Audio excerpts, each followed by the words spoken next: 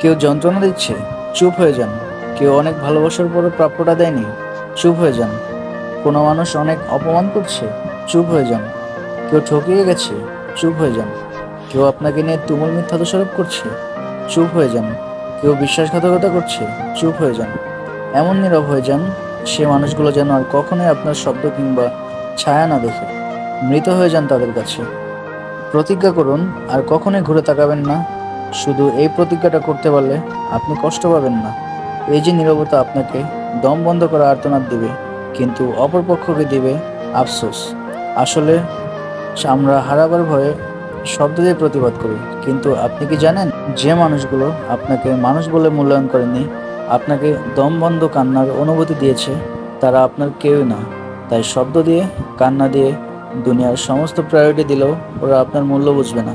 তাই নিজের স্বার্থে বাঁচুন, নিজেকে ভালোবাসুন। আপনার একজন রব আছেন, সিজদায় গিয়ে বলে দিন, তিনি দুঃখ মোছার উপশম বিলি করেন।